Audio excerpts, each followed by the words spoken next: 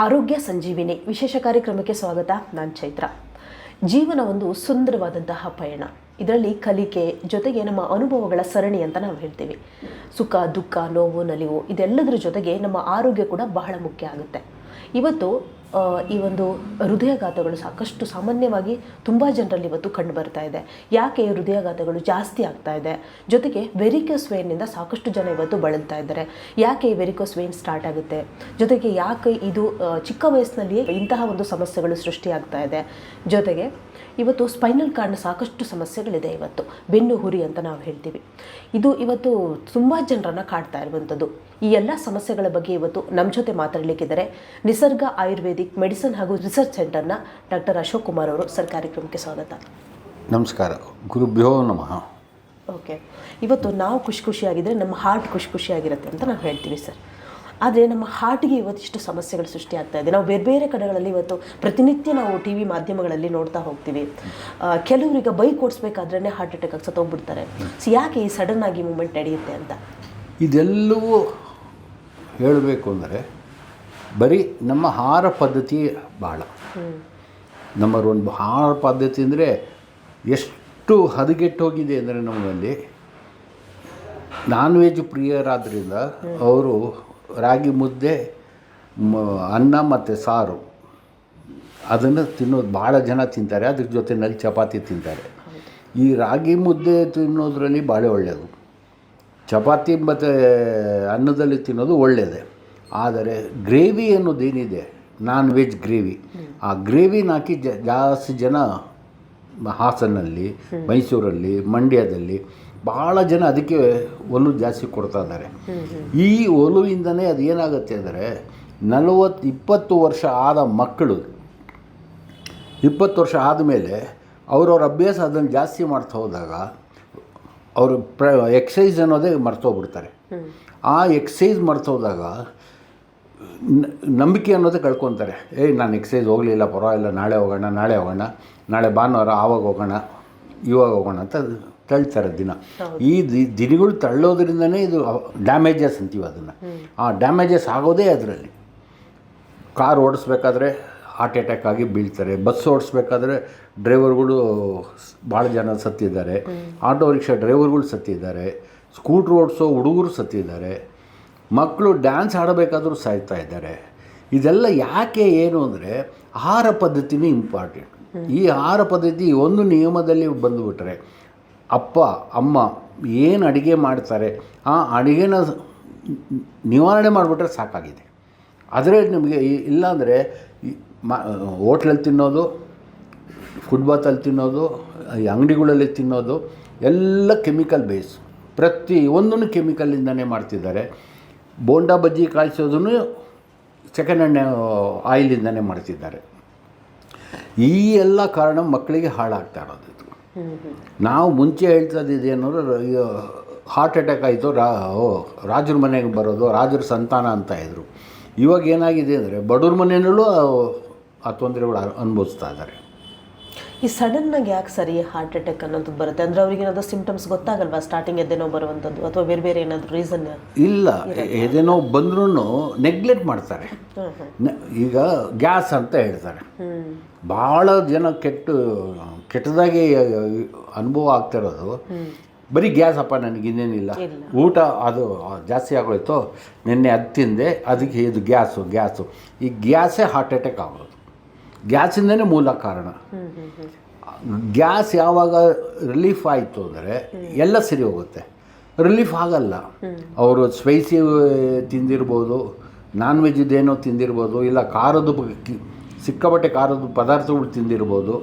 ಈ ಮಂಡ್ಯಕ್ಕಿನಲ್ಲೆಲ್ಲ ಮಾಡಿಕೊಡ್ತಾರೆ. ಮಂಡ್ಯಕ್ಕೆ ಅಂತೀನಿ, ಮೆಣಸಿನ್ಕಾಯಿ ಅಂತೀವಿ.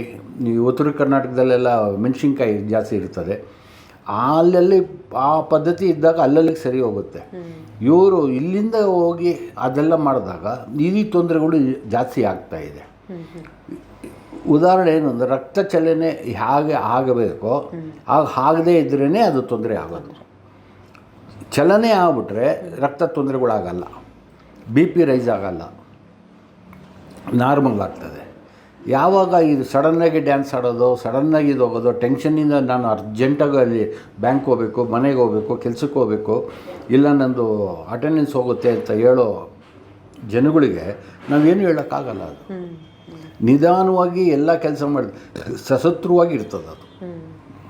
ಹೌದು, ನೀವು ಈಗಾಗಲೇ ಮಾತಾಡ್ತಾ ಹೇಳಿದ್ರಿ ಹಾಸನ ಮತ್ತು ಮಂಡ್ಯಗಳಲ್ಲಿ ಇದು ಜಾಸ್ತಿ ಕಂಡುಬರ್ತಾ ಇರುವಂಥದ್ದು ಇತ್ತೀಚೆಗೆ.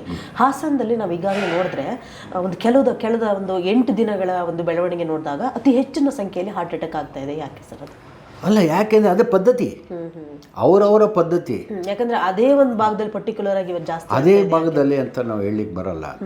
ಭಾರತದಲ್ಲಿ ಎಲ್ಲ ಭಾಗದಲ್ಲೂ ಆಗುತ್ತೆ, ಪ್ರಪಂಚದಲ್ಲಿ ಎಲ್ಲ ಭಾಗದಲ್ಲೂ ಆಗುತ್ತೆ. ಆದರೆ ಈಗ ಆಗ್ತಾ ಇರೋದೇನು ಅಂದರೆ ಇಲ್ಲಿ ಈ ಒತ್ತಡಗಳು, ಈ ಶರೀರದ ಒತ್ತಡಕ್ಕೆ, ಈಗ ಓದಬೇಕಾದ್ರೆ ಒತ್ತಡ ಆಗುತ್ತೆ, ಮನೆಯಲ್ಲಿ ಟೆನ್ಷನ್ ಮಾಡ್ತಾರೆ, ನೀನು ಓದಬೇಕು, ರ್ಯಾಂಕ್ ಬರಬೇಕು ಅಂತ ಹೇಳ್ತಾರೆ. SLC ಮಕ್ಕಳಿಂದನೂ ಹಿಂದೆ ಕಾಲೇಜ್ ಮಕ್ಕಳಿಗೂ ಅದೇ ಹೇಳ್ತಾರೆ. ಈ ಹೇಳಿ ತಲೆಯಲ್ಲಿ ನಾನು ರ್ಯಾಂಕ್ ಬರಬೇಕು, ನಾನು ರ್ಯಾಂಕ್ ಬರಬೇಕು, ಜಾಸ್ತಿ ಓದೋದು, ನಿದ್ದೆ ಕೆಟ್ಟು ಓದೋದು, ಈ ಊಟ ಸರಿಯಾಗಿ ಇಲ್ಲದೆ ಇರೋದು. ಊಟ ಬೇಡ, ನಾನು ಓದ್ಬಿಟ್ಟು ನಾಳೆ ಮಾಡ್ತೀನಮ್ಮ, ಬೆಳಿಗ್ಗೆ ಮಾಡ್ತೀನಿ, 2 ಗಂಟೆಗೆ ಊಟ ಮಾಡ್ತೀನಿ, 3 ಗಂಟೆಗೆ ಊಟ ಮಾಡ್ತೀನಿ, ಮಧ್ಯರಾತ್ರಿಗಳು ಹೇಳೋದು ಭಾಳ ಜನ ನೋಡಿದ್ದೀನಿ. ಅದೆಲ್ಲ ಕೆಟ್ಟ ಅಭ್ಯಾಸಗಳು. ಈ ಅಭ್ಯಾಸನ ಸಶಸ್ತ್ರವಾಗಿ ಮಾಡ್ಕೊಂಡ್ಬಂದ್ಬಿಟ್ರೆ ಜೀವನದಲ್ಲಿ ಏನೂ ಆಗಲ್ಲ, ಎಲ್ಲರೂ ಖುಷಿಯಾಗಿರ್ತಾರೆ.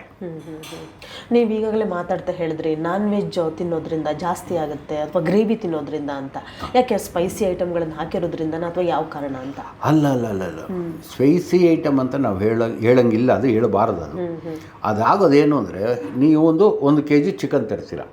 ಈ 1 kg ಚಿಕನ್ ತಂದಾಗ ಅದಕ್ಕೆ ಬೇಕಾಗಿರೋ ನೀರು ಎಲ್ಲ ಹಾಕಿ ಒಗ್ಗರಣೆ ಹಾಕಿ ಏನೇನೋ ಮಾಡ್ತೀರ. ಮಾಡಿ ಬೇಯಿಸಿದಾಗ ಅದರಲ್ಲಿ ಇರುವಂಥ ನಾನ್ ವೆಜ್ ಯಾವುದು, ಚಿಕನ್ದು ನಾನ್ ವೆಜ್ ಏನಾಗುತ್ತೆ, ಕೊಬ್ಬಿನ ಅಂಶ ಅದೆಲ್ಲ ಇಳಿತದೆ. ಬಿಸಿ ಶುರು ಆದಾಗ 160 ಡಿಗ್ರಿ ಪಾಸ್ ಆದಾಗ ಅದರಲ್ಲಿ ಕೊಬ್ಬಿನ ಅಂಶ ಇಳಿದು ಕೆಳಗಡೆ ಬರ್ತದೆ. ಈ ಕೆಳಗಡೆ ಬರೋದು ಏನಾಗುತ್ತೆ, ಅದೇ ರುಚಿ ನಾಲಿಗೆ ಕೊಡೋದು. ನೀವು ಚಿಕನ್ ಆಗ್ಬೋದು, ಮಟನ್ ಆಗ್ಬೋದು, ಬೇರೆ ಇನ್ಯಾವುದೇ ಬೀಫ್ ಇದಿರಲಿ, ತೊಂದರೆ ಇಲ್ಲ. ಏನೇ ತೊಂದರೆ ಇದ್ದು ಅದು ಬೇಯಿಸಿದ ತಕ್ಷಣ ಕೆಳಗೆ ಬರುತ್ತೆ. ಹಾಗಾಗಿ ಸಾಬ್ರಲ್ಲಿ ವ್ಯತ್ಯಾಸ ತುಂಬ ಇದೆ. ಏನದು ವ್ಯತ್ಯಾಸ ಅಂದರೆ, ಸಾಬ್ರು ಗ್ರೇವಿ ಯೂಸ್ ಮಾಡಲ್ಲ, ಬಿರಿಯಾನಿ ತಿಂತಾರೆ, ಅದಕ್ಕೆ ಮೊಸರು ಬಜ್ಜಿ ತಿಂತಾರೆ, ಅದು ಅವ್ರಿಗೆ ಚೆನ್ನಾಗಾಗತ್ತೆ. ಈ ಕಡೆ ಇರೋ ಜನಗಳಿಗೆ ಇದು ತೊಂದರೆಗಳು ಜಾಸ್ತಿ ಆಗ್ತಾಯಿದೆ. ಗ್ರೇವಿ ಬಾಡುಟ್ಟಿಗೆ ನಾನೇ ಎಷ್ಟೋ ಸಲ ಹೋಗಿದ್ದೀನಿ.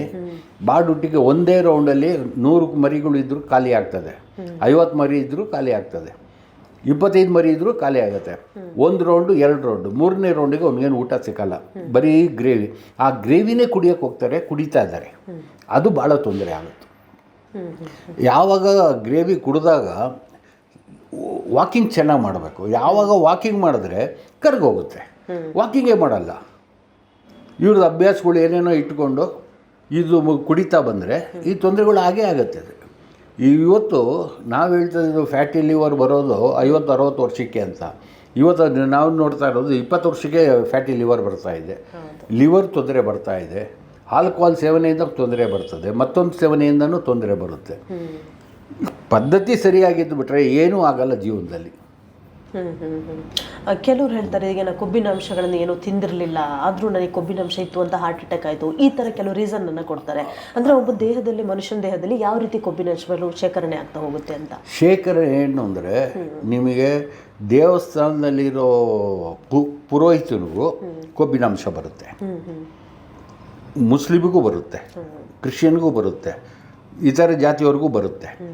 ಎಲ್ಲಿ ಶೇಖರಣೆ ಆಗುತ್ತೆ ಅಂದರೆ, ಕೊಬ್ಬಿನಂಶ ಏನು ನೀವು ತಿಂತೀರಾ ಅದನ್ನು ಎಷ್ಟು ನೀವು ಅರಸ್ಕೊತೀರಾ ಅದ್ರ ಮೇಲೆ ಡಿಪೆಂಡ್ ಆಗುತ್ತೆ. ನಾನು ವಾಕ್ಯ ಮಾಡಲ್ಲ, ಬರೀ ಊಟ ಮಾಡಿಕೊಂಡು ಮಲ್ಕೊಂಡು ಇರ್ತೀನಿ ಅಂದರೆ ಶರೀರ ಬೆಳೆಯುತ್ತೆ. ಎಷ್ಟು ಮಿನಿಮಮ್ 1 ಅವರ್ ಓಡಾಡಿ ವಾಕ್ ಮಾಡಿ ಅಂತೀವಿ, ಮಾಡ್ತಾಯಿಲ್ಲ ಯಾರು ವಾಕಿಂಗೇ ಹೋಗ್ತಾ ಇಲ್ಲ.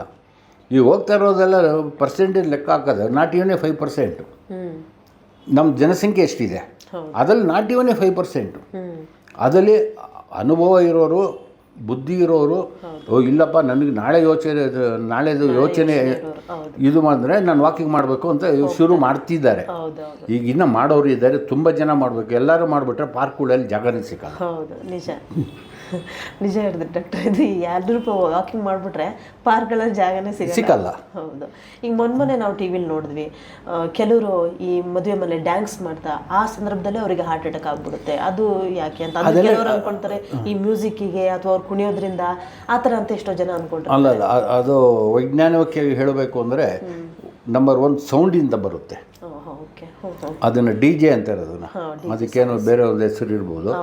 ಜಾಸ್ತಿ ಶಬ್ದ ಬರುತ್ತೆ. ಅದನ್ನು ಆನ್ ಮಾಡಿದಾಗೂ ಭಾಳ ಜನಕ್ಕೆ ತೊಂದರೆ ಆಗುತ್ತೆ.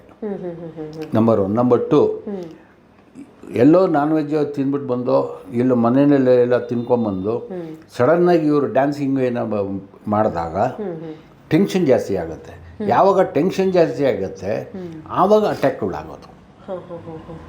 ಮನುಷ್ಯ ಏನು ಈ ಎಕ್ಸಾಂಪಲ್ ನಾನು ನಿಮ್ಮ ಮನೆಗಳೆಲ್ಲ ಹೇಳ್ಬೋದು. ನೀವು ಒಂದು ಸ್ಕೂಟ್ರಲ್ಲಿ ಹೋಗ್ತಾ ಇರ್ತೀರ, ಆಟೋದೊಂದು ಬಂದ ಅಂದರೆ ಸಡನ್ನಾಗಿ ಬೈತೀರ. ಆಟೋದೊಂದು ಬೈಬೋದು, ಇಲ್ಲ ನಿಮಗೆ ಬೈಬೋದು, ಇಲ್ಲ ಇನ್ನೊಬ್ರಿಗೇನೋ ಆಗ್ಬೋದು. ಬೈಯೋದಿದೆಯಲ್ಲ, ಬೈಯೋದು ಜಾಸ್ತಿ ಟೆನ್ಷನ್ ಆದ್ರೇ ಆಗೋದು. ಆವಾಗ BP ರೈಸ್ ಆಗುತ್ತೆ. ಯಾವಾಗ BP ರೈಸ್ ಆಗುತ್ತೆ ತೊಂದರೆಗಳು ಅಲ್ಲೇ ಶುರು ಆಗೋದು. ಬ್ರೈನ್ ಹೆಮರೇಜರ್ ಆಗ್ಬೋದು, ಹಾರ್ಟ್ ಅಟ್ಯಾಕ್ ಆಗ್ಬೋದು. ಡಾಕ್ಟ್ರುಗಳು ಹೇಳ್ತಾರೆ, ಸರ್ ನಿಮ್ಗೆ ಒಂದು 2 ತಿಂಗಳ ಹಿಂದೆ ಹಾರ್ಟ್ ಅಟ್ಯಾಕ್ ಆಗಿದೆ, 3 ತಿಂಗಳ ಹಿಂದೆ ಹಾರ್ಟ್ ಅಟ್ಯಾಕ್ ಆಗಿದೆ ಅಂತಾರೆ. ಪಾಸಿಬಿಲಿಟೀಸ್ ಎಲ್ಲ ಇದೆ. ಅದಕ್ಕೆ ಆಹಾರ ಪದ್ಧತಿನೇ ಇಂಪಾರ್ಟೆಂಟ್ ಪದ್ಧತಿ. ಹೌದು, ಓಕೆ. ಮೊನ್ನೆ ನಾವು ಮತ್ತೊಂದು ಟಿ ವಿಲಿ ನೋಡಿದ್ವಿ, ಕೆಲವರು ಊಟ ಮಾಡ್ತಿರ್ಬೇಕಾದ್ರೆ ಹಾರ್ಟ್ ಅಟ್ಯಾಕ್ ಆಗ್ಬಿಡುತ್ತೆ. ಅದೆಲ್ಲ ಯಾಕೆ ಅಂತ. ಇನ್ನು ಕೆಲವರು ಮಲಗಬೇಕಾದ್ರೇ ಹಾರ್ಟ್ ಅಟ್ಯಾಕ್ ಆಗುತ್ತೆ. ಮಲಗಿರಬೇಕಾದ್ರೆ ನಿದ್ದೆ ಬಂದಾಗೂ ಹಾರ್ಟ್ ಅಟ್ಯಾಕ್ ಆಗುತ್ತೆ. ಅದೆಲ್ಲ ಸಹಜ ಸಾವು ಅಂತೀವಿ, ನ್ಯಾಚುರಲ್ ಡೆತ್ಸ್ ಅದು. ಈ ನೀವು ಟಿ ವಿನಲ್ಲಿ ಮೊನ್ನೆ ಇದರಲ್ಲಿ ಬಂದಾಗ ನೀವು ನೋಡಿರೋದು, ಇಲ್ಲ ಪೇಪರಲ್ಲಿ ಓದಿರೋದು ಏನು ಅಂದರೆ, ಟೀನೇಜಲ್ಲಿ 40 ವರ್ಷ ಒಳಗಡೆ ಇದ್ದ ಏಜ್ಗಳಲ್ಲಿ ಸರಿಯಾಗಿ ತಿಂದಿರಲ್ಲ, ಯೋಚನೆ ಮಾಡ್ತಾ ಊಟ ಮಾಡೋದು, ಸರಿಯಾಗಿ ನೀರು ಕುಡಿಯಲ್ಲ. ಈ ತೊಂದರೆಗಳಿಂದ ಏನು ಬೇಕಾದರೂ ಆಗ್ಬೋದು, ಏನು ಬೇಕಾದ್ರೂ ಆಗುತ್ತೆ. ಉಸಿರು ಯಾವಾಗ ನಿಮಗೆ ತೊಂದರೆ ಆಗುತ್ತೆ, ಎಲ್ಲ ಥರದ ತೊಂದರೆಗಳು ಅಲ್ಲಿಂದನೇ ಆಗೋದು, ಸೃಷ್ಟಿ ಆಗೋದು. ಹೌದು. ಯಾಕಂದರೆ ನಮ್ಮ ಹಾರ್ಟ್ ತುಂಬ ಕಷ್ಟಪಟ್ಟು ಕೆಲಸ ಮಾಡುವಂಥ ಹಾರ್ಟ್, ಆ ಹಾರ್ಟ್ಗೆ ಇವತ್ತು ನಾವು ಖುಷಿ ಕೊಡ್ತಾ ಇಲ್ಲ ಅನ್ನುವಂಥದ್ದು ಬಹಳ ವಿಚಾರ, ನೋವಿನ ಒಂದು ಸಂಗತಿ. ನೋವಿನ ಸಂಗತಿ ಇದು ಭಾರಿ ಒಳ್ಳೆ ಪ್ರಶ್ನೆ ನಿಮ್ಮದು. ಈ ನೋವಿನ ಸಂಗತಿ ಬಂತು. ನಮ್ಮ ಹಾರ್ಟು 365 ದಿನವೂ ಓಡ್ತದೆ, ನಾನ್ ಸ್ಟಾಪಾಗಿ ಓಡ್ತಾ ಇರ್ತದೆ. ಅದಕ್ಕೆ ಹಾರ್ಟ್ಗೆ ರೆಸ್ಟೇ ಕೊಡಲ್ಲ, ವಿಶ್ರಮನೆ ಕೊಡಲ್ಲ. ಇಲ್ಲಿ ಯಾಕೆ ಕೊಡ್ತಾ ಇಲ್ಲ ಅಂದರೆ ಅವ್ರದ್ದೇ ಆದಂಥ ಒತ್ತಡಗಳು ಇದೆ. ಅವ್ರವ್ರದ್ದೇ ಒಬ್ಬ ಬಿಸ್ನೆಸ್ ಮ್ಯಾನ್ ಆದರೆ ಅಲ್ಲಿ ತೊಂದರೆಗಳಿದೆ, ಇನ್ನೊಬ್ಬ ಕೆಲಸಕ್ಕೆ ತೊಂದರೆಗಳಿದೆ, ಯಜಮಾನಿಗೆ ಹೋಗ್ಬೇಕಾದ್ರೆ ಯಜಮಾನ ಅವನ ಏನು ಹೇಳ್ತಾರೆ, ಮನೆ ಕೆಲಸದವ್ರಿಗೆ ಹೆಂಗಸರು ಬಂದಿಲ್ಲ ಅಂದರೆ ಹೆಣ್ಮಕ್ಳಿಗೆ ಬೈತಾ ಇರ್ತಾರೆ. ಇದೆಲ್ಲವೂ ಅಲ್ಲಿಗೆ ಬರೋದಿದು. ಅಲ್ಲಿಗೆ ಬಂದೆ ಅಲ್ಲಿಂದನೇ ಶುರು ಆಗೋದು. ಒಂದೊಂದೇ ಕಾಯಿಲೆಗಳು ಅಂತ ಹೇಳಲಿಕ್ಕಾಗಲ್ಲ, ಅಭ್ಯಾಸಗಳು. ಆ ಅಭ್ಯಾಸ ಸರಿಯಾಗಿ ಮಾಡ್ಕೊಂಬಿಟ್ರೆ ಭಾಳ ಚೆನ್ನಾಗಿರುತ್ತೆ. ಅದಕ್ಕೆ ನಮ್ಮ ಸ್ಕೂಲು ಕಾಲೇಜ್ಗಳೆಲ್ಲ ಮಕ್ಕಳಿಗೆ ಹೇಳ್ಕೊಟ್ಟಿರೋದೇನು, ಬೆಳಿಗ್ಗೆ 8 ಗಂಟೆಗೆ ಫಸ್ಟ್ ಪೀರಿಯಡ್ ಆಗಬೇಕು ಅಂದರೆ ಅಷ್ಟೇ ಟಿಫನ್ ಮಾಡಿ ಬರಬೇಕು, 12 ಗಂಟೆಗೆ ಊಟ, 2-3 ಗಂಟೆ ಮನೆಗೆ ಕಳಿಸ್ತಾರೆ. ಈ ಪದ್ಧತಿ ನಾವು ಮಾಡ್ಕೊಂಬಂದ್ಬಿಟ್ರೆ ಯಾವುದಕ್ಕೂ ತೊಂದರೆ ಬರಲ್ಲ, ದೀರ್ಘಾಯುಷ್ಯ ಇರ್ತಾರೆ ಅವರು. ಹೌದು, ಇದಕ್ಕೆಲ್ಲ ನಮ್ಮ ಜೀವನ ಶೈಲಿನೇ ಇವತ್ತು ಬಹಳ ಮುಖ್ಯವಾದ, ಬಹಳ ಮುಖ್ಯ. ಹೌದು. ಆಮೇಲೆ ವೆರಿಕೋಸ್ ವೇನ್ಸ್ ಬಗ್ಗೆ ನಾವು ಮಾತನಾಡ್ತಾ ಇದ್ವಿ ಸರ್, ಕಳೆದ ಸಂಚಿಕೆಯಲ್ಲಿ ಕೂಡ ನಾವು ಅದ್ರ ಬಗ್ಗೆ ಮಾತನಾಡಿದ್ವಿ. ಇದು ಕೂಡ ಇತ್ತೀಚಿನ ದಿನದಲ್ಲಿ ಜಾಸ್ತಿಯಾಗಿ ನಮಗೆ ಕಂಡು ಬರ್ತಾ ಇರುವಂಥದ್ದು ವೆರಿಕೋಸ್. ಇದು ಯಾವಾಗಿಂದ ಸ್ಟಾರ್ಟ್ ಆಯಿತು ಅಂತ, ಇದು ಮುಖ್ಯವಾಗಿ ಅಲ್ಲ ಯಾವಾಗಿಂದ ಸ್ಟಾರ್ಟ್ ಆಯಿತು ಅಂತ ಹೇಳಲಿಕ್ಕಾಗಲ್ಲ. 20 ವರ್ಷದ ನಂತರ ಎಲ್ಲರಿಗೂ ಶುರು ಆಗುತ್ತೆ. ಕೆಲವ್ರಿಗೆ ಇರ್ತದೆ, ಕೆಲವ್ರಿಗೆ ಬಂದಿರುವಂಥದ್ದಲ್ಲ, ಇದು ಹಿಂದೆನೇ. ಗಂಡು ಮಕ್ಕಳಿಗಿಂತ ಹೆಣ್ಣು ಮಕ್ಕಳಿಗೆ ಹೇಳಬೇಕು ಅಂದರೆ, ಮದುವೆಯಾಗಿ 1 ಮಗು ಆದಮೇಲೆ ವೆರಿಕೋಸ್ ವೇನ್ ಸ್ಟಾರ್ಟ್ ಆಗುತ್ತೆ. ಡೆಲಿವರಿ ಪ್ರತಿಯೊಬ್ಬರಿಗೂ ಅಲ್ಲ, 60-70% ಆಗಿರುತ್ತೆ. ಆ ಥರ 100% ಅಂತ ಹೇಳಲಿಕ್ಕೆ ಬರೋದಿಲ್ಲ. ಅದು ಒಬ್ಬೊಬ್ಬರಿಗೆ ಅದಾಗುತ್ತೆ. ಒಂದು ನಿಂತು ಕೆಲಸ ಮಾಡೋರಿಗೆ ಜಾಸ್ತಿ. ಯಾರೆಲ್ಲ ನಿಂತು ಕೆಲಸ ಮಾಡ್ತಾರೆ, ಈಗ ಮಿಷಿನ್ ಆಪ್ರೇಟರ್ ಇರ್ತಾನೆ, ಇಲ್ಲ ಮತ್ತೊಬ್ಬ ಡ್ರೈವರ್ ಇರ್ತಾನೆ, ಮಾಲ್ಗಳಲ್ಲಿ ಕೆಲಸ ಮಾಲ್ಗಳಲ್ಲಿ ಕಾಯ್ಕೊಂಡಿರ್ತಾರೆ, ವೆಯ್ಟ್ ಮಾಡ್ತಾರೆ, ನಿಂತೇ ಕೆಲಸ ಮಾಡ್ತಾರೆ. ಆಮೇಲೆ ವಾಚ್ ಗಾರ್ಡ್ ಥರ ಸುತ್ತಾನೆ ಇರ್ತಾರೆ ಕೆಲವರು, ಮಾಲ್ಗಳಲ್ಲಿ ಎಲ್ಲರೂ ಸುತ್ತಾನೆ ಇರ್ತಾರೆ. ಅಲ್ಲಿ ಅವರಿಗೆ ಆ ತೊಂದರೆಗಳು ಶುರು ಆಗುತ್ತೆ. ಈಗ ಕೂತ್ಕೊಬೇಕು ಅನ್ನೋ ಪರಿಸ್ಥಿತಿ ಬರ್ತದೆ. ಯಾಕೆ ಕೂತ್ಕೊಬೇಕು ಅಂದರೆ ಅಲ್ಲಿ ಅವನಿಗೆ ನರಗಳಲ್ಲಿ ರಕ್ತ ಚಲನೆ ಕಮ್ಮಿ ಆಗಿರುತ್ತೆ. ಯಾವಾಗ ರಕ್ತ ಚಲನೆ ಕಮ್ಮಿ ಆಯಿತೋ ಅಲ್ಲಿ ಬಣ್ಣ ಬ್ಲಾಕ್ ಆಗುತ್ತೆ. ಬ್ಲಾಕ್ ಆದಮೇಲೆ ಬಣ್ಣ ಬದಲಾವಣೆ ಆಗ್ತಾ ಬರುತ್ತದೆ. ಅದು ಹೋಗ್ತಾ ಹೋಗ್ತಾ ಭಾಳ ತೊಂದರೆಗೆ ಇದಾಗುತ್ತೆ. ವೆರಿಕೋಸ್ ಕನ್ವರ್ಟ್ ಆಗುತ್ತೆ. ವೆರಿಕೋಸ್ ನರಗಳೆಲ್ಲ ಡ್ಯಾಮೇಜ್ ಆಗಿ ಇದೇ ರೆಕ್ಟಿಫಿಕೇಷನ್ನೇ ಮಾಡೋಕ್ಕಾಗಲ್ಲ, ಅಷ್ಟು ತೊಂದರೆಗಳು ಬರ್ತದೆ. ಆಮೇಲೆ ಕಾಲು ಇಡೋದಕ್ಕಾಗಲ್ಲ, ಪಾದನ್ನು ಎತ್ತಿ ಇಡೋದಕ್ಕಾಗಲ್ಲ, ಯಾರು ಸ್ನಾನ ಮಾಡೋಕ್ಕಾಗಲ್ಲ. ಈ ತೊಂದರೆಗಳೆಲ್ಲ ಇದೆ. ಇದೆಲ್ಲ ಹೋಗಬೇಕಾದ್ರೆ ಜೀವನದಲ್ಲಿ ನಮ್ಮ ಔಷಧಿ ಮಾತ್ರ ಇರೋದು ಪ್ರಪಂಚದಲ್ಲಿ. ಇಡೀ ಪ್ರಪಂಚದಲ್ಲಿ ವೆರಿಕೋಸ್ ವೈನ್, ನಮ್ಮ ಹಾರ್ಟ್ ಕೇರು ಮತ್ತು ಸ್ಪೈನಲ್ ಕಾರ್ಡ್, ಈ ಮೂರಕ್ಕೆ ಒಂದೇ ಔಷಧಿನಲ್ಲಿ ಸೈಡ್ ಎಫೆಕ್ಟ್ ಇಲ್ದಿರ ಆಗ್ತಾ ಇರೋದು ಪ್ರಪಂಚದಲ್ಲಿ ಇದೊಂದೇ ಔಷಧಿ. ಕಳೆದ 40 ವರ್ಷದಿಂದ ನಾನು ಕೊಡ್ತಾ ಇದ್ದೀನಿ. ಈಗಾಗಲೇ ಹೇಳ್ತಾ ಇದ್ರೆ ಡಾಕ್ಟರ್, ನೀವು ಒಂದು 50-60% ಮಹಿಳೆಯರಿಗೆ ಒಂದು ಮಗು ಆದ ತಕ್ಷಣ ಈ ವೆರಿಕೋಸ್ ವೇನ್ ಸ್ಟಾರ್ಟ್ ಆಗುತ್ತೆ ಅಂತ. ಅಂದರೆ ಆವಾಗ ನಮ್ಮ ಬಾಡಿನಲ್ಲಿ ಏನು ವ್ಯತ್ಯಾಸಗಳಾಗುತ್ತೆ ಅಂತ? ಏನೂ ಆಗಲ್ಲ. ಡೆಲಿವರಿ ಆದಾಗ ಏನು ತೊಂದರೆಗಳು ಬರಲ್ಲ. ಆಯ್ತಾರ, ಡಾಕ್ಟ್ರು ಟ್ರೀಟ್ಮೆಂಟ್ ಏನು ಮಾಡ್ತಾರೋ ಅದೆಲ್ಲ ಮಾಡಿ 1 ವಾರ 10 ದಿನ ಆದಮೇಲೆ ಇದಾಗುತ್ತೆ. ಅದೇನು ಆಗಲ್ಲ. ನಡೀತಾ ನಡೀತಾ ನಡೀತಾ ನಡೀತಾ ಜಾಸ್ತಿ ಆದಷ್ಟು ತೊಂದರೆಗಳು ಜಾಸ್ತಿ ಆಗುತ್ತೆ. ಎಷ್ಟು ಬೇಕೋ ಅಷ್ಟು ನಡೆದ್ರೆ ಒಳ್ಳೆಯದು. ಅಂದರೆ ವಾಕಿಂಗ್ ಜಾಸ್ತಿ ಮಾಡ್ತಾರಂತ? 1 ಅವರ್ ವಾಕಿಂಗ್ ಮಾಡಿ, ಅರ್ಧ ಗಂಟೆ ಮಾಡಿ ಅಂತೀವಿ ನಾವು. ಯಾಕಂದರೆ ಈ 1 ಅವರು ಅರ್ಧ ಅವರ್ ಮಾಡಿಬಿಟ್ರೆ ಸಾಕು. ಕೆಲವರು ಬೆಳಿಗ್ಗೆ ವಾಕಿಂಗ್ ಮಾಡ್ತಾರೆ, ಕೆಲವರು ರಾತ್ರಿ ಮಾಡ್ತಾರೆ. ರಾತ್ರಿ ವಾಕಿಂಗ್ ಒಳ್ಳೆಯದಲ್ಲ. ಜೀರ್ಣಶಕ್ತಿ ಸರಿ ಆಗಬೇಕಾದ್ರೆ ಸಂಜೆ ವಾಕಿಂಗ್ ಒಳ್ಳೆಯದು. ಊಟ ಆದಮೇಲೆ ಕೆಲವರು ವಾಕ್ ಮಾಡ್ಕೊಂಬರ್ತಾರೆ, ಜೀರ್ಣ ಆಗುತ್ತೆ ಅಂತ. ಅದೊಂದೇ ಕಾರಣಕ್ಕೆ ನೀನು ಅಲ್ಲ, ಬೆಳಗಿನ ಜಾವ ವಾಕಿಂಗ್ ಮಾಡಿದ್ರೇ ವಾಕಿಂಗು. ಆಮೇಲೆ ಭಾಳ ಜನ ಹೋಗ್ತಾ ಇರೋದೇನು ಅಂದರೆ, ನಾನು ಯೋಗ ಮಾಡ್ತೀನಿ ಅಂತಾರೆ. ಯೋಗ ಮಾಡಬೇಕು, ಕರೆಕ್ಟು. ಯಾವಾಗ ಮಾಡಬೇಕು, ಎಲ್ಲಿ ಮಾಡಬೇಕು? ಯೋಗ ಮಾಡಬೇಕಾದ್ರೆ ವಾಕಿಂಗ್ ಉಂಡು ಬಂದು ಯೋಗ ಮಾಡಿದ್ರೆ ಇನ್ನೂ ಅನುಕೂಲ ಜಾಸ್ತಿ ಅವ್ರಿಗೆ, ತುಂಬ ಅನುಕೂಲ ಆದದ್ದು. ಓಕೆ, ನೀವು ಹೇಳಿದ್ರಿ ಇದು ಮಾಲಲ್ಲಿ ನಿಂತಿರೋರಿಗಾಗಿರ್ಬೋದು ಅಥವಾ ಕುತ್ಕೊಂಡೇ ಇದ್ದಾಗ ಇಂಥ ಸಮಸ್ಯೆ, ಐ ಟಿ ಬಿ ಟಿ ಆಗಿರ್ಬೋದು, ಕುತ್ಕೊಂಡೇ ಇದ್ದಾಗ ಇಂಥ ಸಮಸ್ಯೆ ಸೃಷ್ಟಿ ಆಗುತ್ತೆ, ಕಾಲಲ್ಲಿ ವೆರಿಕೋಸ್ ಬರುತ್ತೆ ಅಂತ. ಕಾಲಲ್ಲಿ ಏನು ವ್ಯತ್ಯಾಸ ಆಗುತ್ತೆ? ಬ್ಲಡ್ ಸರ್ಕ್ಯುಲೇಷನ್ ಕಮ್ಮಿ ಆಗ್ತದೆ. ಸೊಂಟದ ಕೆಳಗಡೆ, ಗಂಡಾಗಲಿ ಹೆಣ್ಣಾಗಲಿ, ಸೊಂಟದ ಕೆಳಗಡೆ ಭಾಗದಿಂದ ವೆರಿಕೋಸು 100% ಸರ್ಕ್ಯುಲೇಷನ್ ಆಗಲ್ಲ ಸರ್ಟನ್ ಏಜ್ ಆದಮೇಲೆ. ಆ ಏಜ್ ಆದಮೇಲೆ ಒಂದೊಂದೇ ಶುರು ಆಗೋದು. ತೊಡೆನಲ್ಲಿ ಬರುತ್ತೆ, ಇಲ್ಲ ಕಾಲಲ್ಲಿ ಬರುತ್ತೆ, ಇಮ್ಮಡಿನಲ್ಲಿ ಬರುತ್ತೆ, ಮಂಡಿನಲ್ಲಿ ಬರುತ್ತೆ, ಕಾಲುಗಳಲ್ಲಿ ಬರುತ್ತೆ, ಬೆರಳಲ್ಲಿ ಬರುತ್ತೆ, ಎಲ್ಲ ಕಡೆ ಎಲ್ಲಿ ಬೇಕಾದರೂ ಬರ್ಬೋದು. ಇದನ್ನು ಆ್ಯಕ್ಟಿವ್ ಮಾಡಿಕೊಂಡು ಎಕ್ಸಸೈಸ್ ಮಾಡ್ಕೊಂಡು ಇದ್ದುಬಿಟ್ರೆ ಏನೂ ಬರಲ್ಲ. ಎಕ್ಸಸೈಸಲ್ಲಿ ಕಮ್ಮಿ ಮಾಡ್ತಾ ಬಂದರೆ ಜಾಸ್ತಿ ಆಗ್ತಾ ಹೋಗುತ್ತೆ. ಕೆಲವರಿಗೆ ವೆರಿಕೋಸ್ ವೇನ್ಸ್ ಜಾಸ್ತಿ ಆಗಿಬಿಟ್ಟು ಬ್ಲಡ್ ಹರ್ಕೊಂಡು ಹೋಗುವಂತಹ ಸಂದರ್ಭ ಕೂಡ ಬರುತ್ತೆ ಅಂತ ಹೇಳ್ತಾರೆ. ಹೌದು. ತನ್ನಕ್ಕೆ ತಾನೇ ಬ್ಲಾಕ್ ಆಗಿ ಅಲ್ಲಿ ಜಾಗ ಇಲ್ದಿರ ಅದು ಹೊಡಿತದೆ. ಅದು ಹೊಡೆದಾಗ ಅಲ್ಲೇನಾಗುತ್ತೆ, ಬ್ಲಡ್ ಫ್ಲೋ ಆಗುತ್ತೆ. ಬ್ಲಡ್ ಫ್ಲೋ ಆದಾಗ ಅವನಿಗೆ ಗೊತ್ತೇ ಆಗಲ್ಲ ಮನುಷ್ಯನಿಗೆ. ನಮ್ನೆಸ್ ಅನ್ನೋದು ಹೋಗ್ಬಿಡ್ತದೆ. ನಮ್ನೆಸ್ ಅನ್ನೋದು ಹೋದಾಗ ಅವನಿಗೆ ಎಷ್ಟು ಹೋಯ್ತು ಬ್ಲಡ್ಡು, ಎಲ್ಲಿಂದ ಹೋಯ್ತು ಅಂತ ಅವ್ನಿಗೆ ಗೊತ್ತಾಗಲ್ಲ. ಯಾರಾದರೂ ನೋಡಿ ಮಾಡಿ ಇದು ಮಾಡಿದ್ರೆ ಮಾತ್ರ ಗೊತ್ತಾಗುತ್ತೆ. ಮತ್ತೆ ಆಗೋದೇ ಇಲ್ಲ. ಈಗ ನೀವೇನಾದರೂ ಒಂದು ತರಕಾರಿನಲ್ಲಿ ಚಾಕು ಕುಯ್ದರೆ ರಕ್ತ ಬರುತ್ತೆ, ಅಯ್ಯೋ ಅಂತೀರ. ಅದೇ ರೀತಿ ಅದು ಅಲ್ಲಿ ಬರಬೇಕಾದ್ರೆ ಅದು ನರ ಹೊಡಿಬೇಕದು. ನರ ಹೊಡೆದಾಗ ಅಲ್ಲಿ ಶುರು ಆಗುತ್ತೆ. ಅದು ನಮಗೆ ಯಾವುದೇ ರೀತಿ ಗೊತ್ತಾಗಲ್ಲ.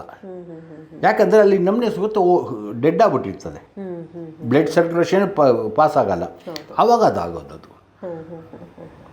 ಈ ವೆರಿಕೋಸ್ ವೇನ್ಸ್ ನೀವು ಜಾಸ್ತಿಯಾಗಿ ಯಾಕೆ ಇತ್ತೀಚಿನ ದಿನಗಳಲ್ಲಿ ಕಂಡು ಬರ್ತಾ ಇದೆ ಅನ್ನೋದ್ರ ಬಗ್ಗೆ ಹೇಳಿದ್ರೆ, ಆಹಾರ ಪದ್ಧತಿಗೂ ಇದಕ್ಕೂ ಏನಾದರೂ ಸಂಬಂಧ ಇದೆಯಾ? ಏನಮ್ಮ, ಇದರಲ್ಲಿ ಎಕ್ಸಾಂಪಲ್ ಏನು ಹೇಳಬೇಕು ಅಂದರೆ, ನಿಮಗೆ ನಿಮ್ಮ ತಾಯಿ, ನಾನು ಎಕ್ಸಾಂಪಲ್ ನಿಮ್ಮ ತಾಯಿದೇ ಕೊಡ್ತೀನಿ.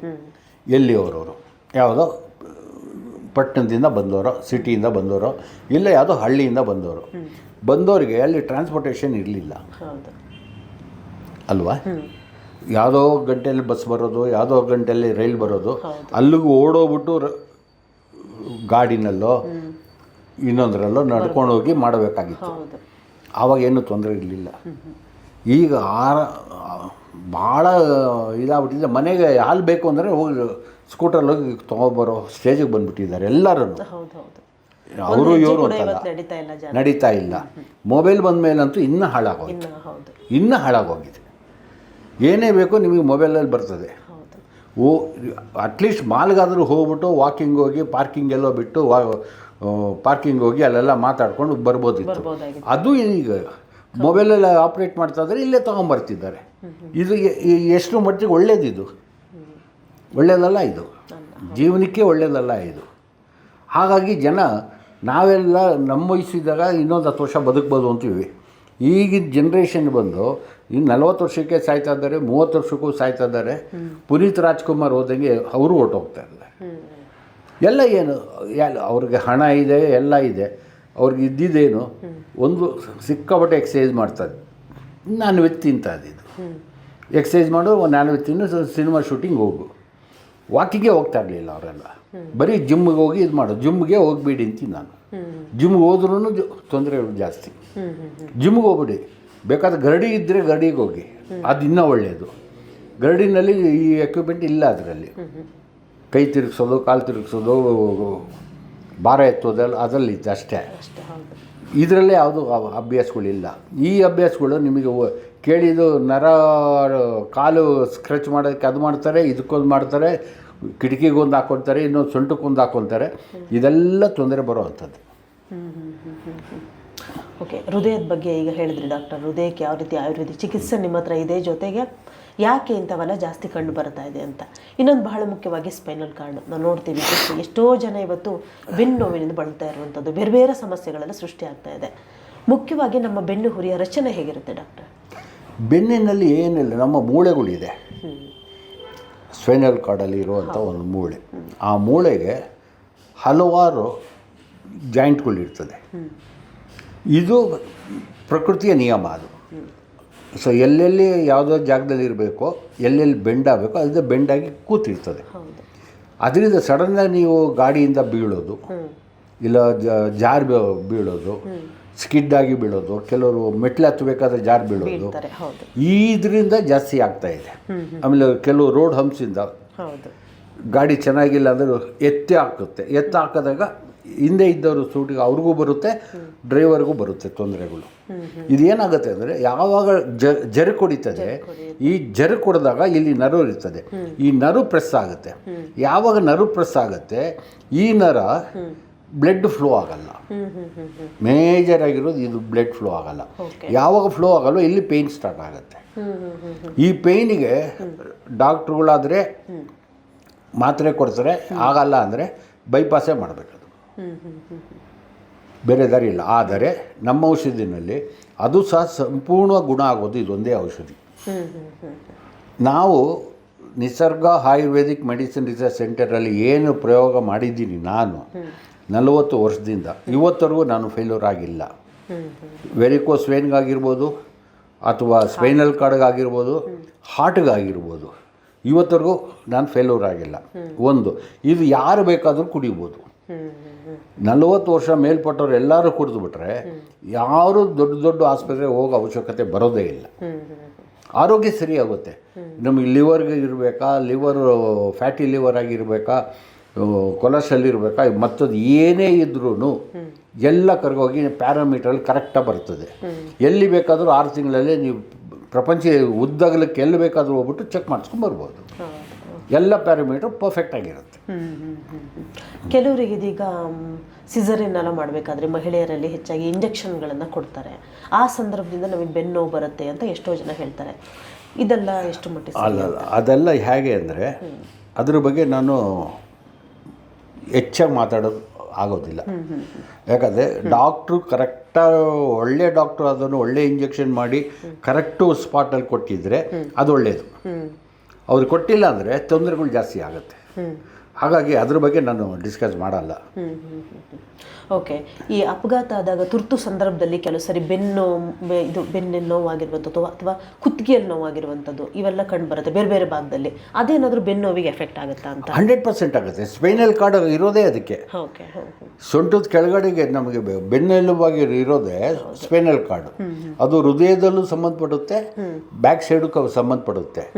ಹಾಗಿರ್ಬೇಕಾದ್ರೆ ಏನು ಆಕ್ಸಿಡೆಂಟ್ಗಳು ಏನೇ ಆಗಿರ್ಬೋದು, ಏನೇ ಇಂಜ್ಯೂರ್ ಆಗಿದ್ರು ಆಲೋಪತಿನಲ್ಲಿ ಬೋಲ್ಟು ನಟ್ಟುಗಳಲ್ಲೇ ಮಾಡ್ತಾರೆ ವಿನಃ ಆಯುರ್ವೇದದಲ್ಲಿ ಮಾಡಲ್ಲ. ಆಯುರ್ವೇದದಲ್ಲಿ ಮಾಡೋದೇನು ಅಂದರೆ ನಮ್ಮಂಥ ಕಷಾಯಗಳು ಕೊಟ್ಕೊಂಡೇ ಸುಧಾರಿಸ್ಬೇಕಾದ್ರು.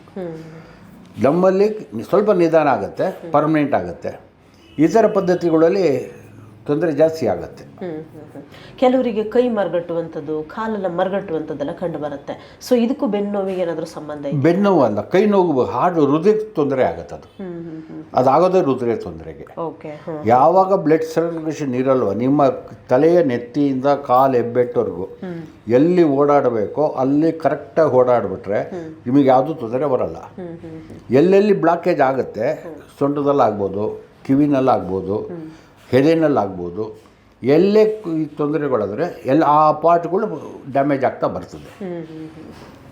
ನಾವು ನಡೆಯೋದ್ರಿಂದ ಏನಾದರೂ ಬೆನ್ನು ನೋವಿಗೆ ಅದಕ್ಕೆ ಸಂಬಂಧ ಇದೆಯಾ ಅಂತ? ಬೆನ್ನು ನೋವಿಂದ್ರೆ ನಡೆಯೋಕ್ಕೆ ಸಲ ಆಗಲ್ಲ, ಬೆನ್ನು ನೋವು ಬರುತ್ತೆ, ಈ ಥರ ಎಲ್ಲ ಹೇಳ್ತಾರೆ. ಸೊ ಅದೇನು? ಅಲ್ಲ, ಬೆನ್ನು ನೋವು ಬಂದ ಮೇಲೆ ಅವ್ರು ನಡೆಯಲ್ಲ ಅಂತಾರೆ. ನಡೀತಾ ಇದ್ದಾಗ ಚೆನ್ನಾಗಿರ್ತಾರೆ.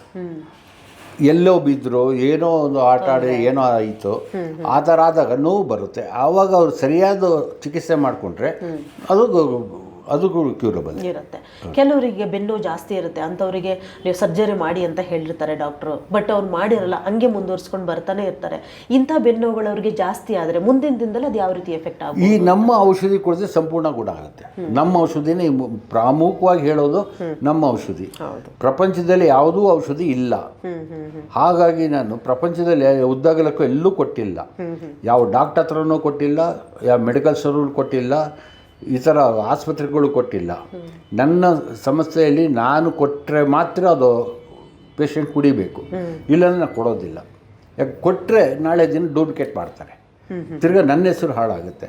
ಹಾಗಾಗಿ ನಾನು ಇವತ್ತರೆಗೂ ಕೊಡ್ತಾ ಇಲ್ಲ, ಕೊಡೋದೂ ಇಲ್ಲ. ಓಕೆ. ಈ ಮದ್ಯಪಾನ, ಧೂಮಪಾನ ಇರ್ಬೋದು, ಇಂತಹ ಒಂದು ದುಶ್ಚಟಗಳೇನಾದರೂ ಬೆನ್ನೋವಿಗೆ ಕಾರಣ ಆಗುತ್ತಾ ಅಂತ? ಬೆನ್ನೋವಿಗೆ ಏನೂ ಆಗೋದಿಲ್ಲಮ್ಮ. ಕುಡಿಯೋ ಚಟ ಇರೋದು ಲಿಮಿಟಲ್ಲಿದ್ದರೆ ಒಳ್ಳೆಯದು. ಹೌದು. ಪ್ರತಿಯೊಂದು ತೀರ್ಥ ತಗೊಳೋದು ಹೆಂಗೆ? ಹೌದು, ಚೂರು ಅಲ್ವಾ? ಒಂದು ಸ್ಪೂನಲ್ಲಿ ತೀರ್ಥ ಕೊಟ್ಟರೆ ಅದು ತೊಗೊಂಡ್ರೆ ಅಷ್ಟು ಒಳ್ಳೆಯದು. 2 ತೀರ್ಥ ಕೊಟ್ಟರೆ ಒಳ್ಳೆಯದು, 3ನೇದು ಒಳ್ಳೆಯದು, 4ನೇದು 5ನೇದು ಮಾಡೋಕ್ಕೆ ಹೋದರೆ ತೊಂದರೆಗಳು ಜಾಸ್ತಿ ಆಗುತ್ತೆ. ಈ ಬೆನ್ನು ಹುರಿಯ ಗಾಯಗಳು ದೇಹದ ಇತರೆ ಭಾಗಗಳಿಗೆ ಏನಾದರೂ ಎಫೆಕ್ಟ್ ಕೊಡುತ್ತಾ ಅಂತ? ಇದಕ್ಕೆ ಅದು ರಕ್ತ ಸಂಬಂಧಪಟ್ಟಿದ್ದು, ರಕ್ತ ಚಲನೆ ಸಂಬಂಧಪಟ್ಟಿದ್ದು. ಓಕೆ. ನಿಮ್ಮ ಒಂದು ಚಿಕಿತ್ಸೆಗಳು ಯಾವ ರೀತಿ ಇದೆ ಡಾಕ್ಟರ್? ನಮ್ಮ ಇಡೀ ಮನುಷ್ಯನ ಶರೀರವನ್ನು ತಲೆಯ ನೆತ್ತಿಯಿಂದ ಕಾಲವರೆಗೂ ಇಡೀ ಅಂಗಾಂಗಗಳನ್ನು ಕ್ಯೂರ್ ಮಾಡಿ ಮಾಡಿ ಮಾಡಿ ಮಾಡಿ ಪರ್ಫೆಕ್ಟಾಗಿ ಮಾಡಿ ತೊಗೊಂಬರುತ್ತೆ. ಯಾವುದೂ ಸೈಡ್ ಎಫೆಕ್ಟ್ ಇಲ್ದಿರ. ಎಂಥ ಹಸಿ ಮುದುಕರಿಗೂ ಕೊಡ್ಬೋದು, ವಯಸ್ಸಾದ್ರಿಗೂ ಕೊಡ್ಬೋದು, ಮಧ್ಯವಯಪ್ರಾಯದವ್ರಿಗೂ ಕೊಡ್ಬೋದು. ಎಲ್ಲರೂ ಕುಡಿದ್ಬಿಟ್ರೆ ಹೃದಯ ತೊಂದರೆ ಬರೋದೇ ಇಲ್ಲ. ಇತ್ತೀಚಿನ ದಿನಗಳಲ್ಲಿ ನಾವು ನೋಡ್ತೀವಿ, ಚಿಕ್ಕ ಮಕ್ಕಳ ಇವತ್ತು ಬೆನ್ನು ನೋವು ಅಂತ ಹೇಳ್ತಾ ಇರ್ತಾರೆ. ಇದಕ್ಕೆಲ್ಲ ಮುಖ್ಯವಾದ ರೀಸನ್ ಏನಿರ್ಬೋದು? ಅದೆಲ್ಲ ಊಟದ ಪದ್ಧತಿ, ಆಹಾರ ಪದ್ಧತಿ, ಮತ್ತು ಅವ್ರು ಎಕ್ಸಸೈಸ್ ಇಲ್ದಿರೋದು. ಸ್ಕೂಲು ಕಾಲೇಜುಗಳಲ್ಲಿ ನೀವು ನೋಡಿದಾಗ ಇಷ್ಟಿಷ್ಟು ಬ್ಯಾಗ್ ಎತ್ಕೊಂಡು ಹೋಗ್ತಾರೆ. ಅದು ಬೇಕಾಗಿಲ್ಲ. ಅದು ಲಿಮಿಟೆಡ್ ಬ್ಯಾಗ್ ತೊಗೊಂಡೋದ್ರೆ ಸಾಕು. 5 kg 10 kg 15 kg ತೊಗೊಂಡೋದ್ರೆ ಬೆನ್ನು ಶುರು ಆಗದಿರಿ ಇನ್ನೇನಾಗುತ್ತೆ? ನಾವು ಮುಂದಿನ ದಿನಗಳು ಅದೇ ಬರೋದು ಎಲ್ಲರಿಗೂ. ಓಕೆ. ಇದನ್ನು ತಡೆಗಟ್ಟಬೇಕಂದ್ರೆ ಏನು ಮಾಡಬೇಕು ಯುವ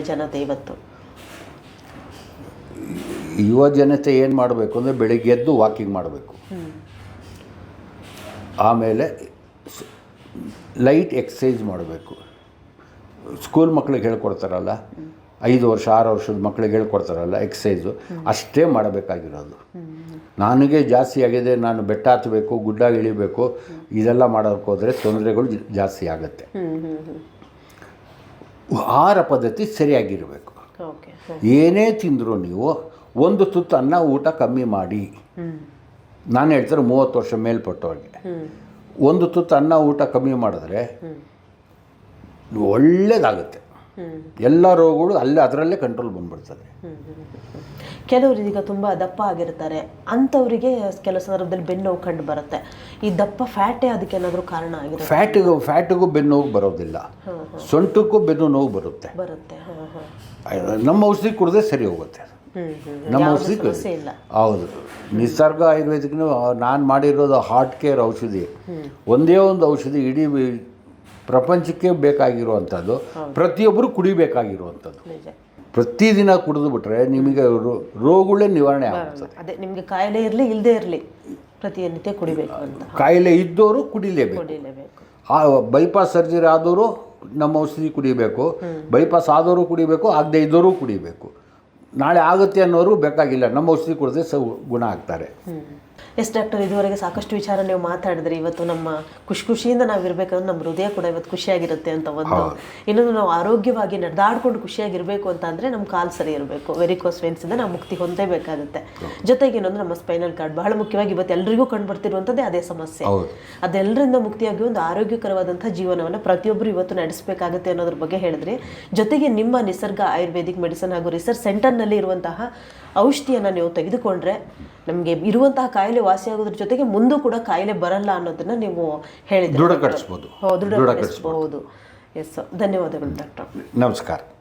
ಎಸ್ ವೀಕ್ಷಕರು, ಈಗಾಗಲೇ ನೀವು ನೋಡಿದ್ರಲ್ಲ, ನಮ್ಮ ಒಂದು ಹೃದಯ ಆಗಿರ್ಬೋದು, ಜೊತೆಗೆ ಸ್ಪೈನಲ್ ಕಾರ್ಡ್ ಆಗಿರ್ಬೋದು, ಜೊತೆಗೆ ವೆರಿಕೋಸ್ ವೇನ್ಸ್ ಆಗಿರ್ಬೋದು, ಇದ್ರ ಮೂರರ ಬಗ್ಗೆ ಇವತ್ತು ಡಾಕ್ಟರ್ ಅಶೋಕ್ ಕುಮಾರ್ ಅವರು ನಿಮಗೆ ಸಾಕಷ್ಟು ವಿಚಾರವನ್ನು ಇವತ್ತು ತಿಳಿಸ್ಕೊಟ್ಟಿದ್ದಾರೆ. ಜೊತೆಗೆ ನೀವು ಈ ಥರ ಒಂದು ಸಮಸ್ಯೆಗಳಿಂದ ಬಳಲ್ತಾ ಇದ್ದರೆ, ಇದ್ಯಾವುದು ಬಳಲ್ತಾ ಇಲ್ಲ, ನಾವು ಆರೋಗ್ಯವಾಗಿ ಇದ್ದೀವಿ ಅಂದರೆ ಇನ್ನು ಮುಂದೆನೂ ಕೂಡ ನೀವು ತುಂಬ ಚೆನ್ನಾಗಿರಬೇಕು ಅಂತ ಅಂದರೆ ನೀವು ಕೂಡ ಈ ಒಂದು ಔಷಧಿಯನ್ನು ತೆಗೆದುಕೊಳ್ಬೋದು.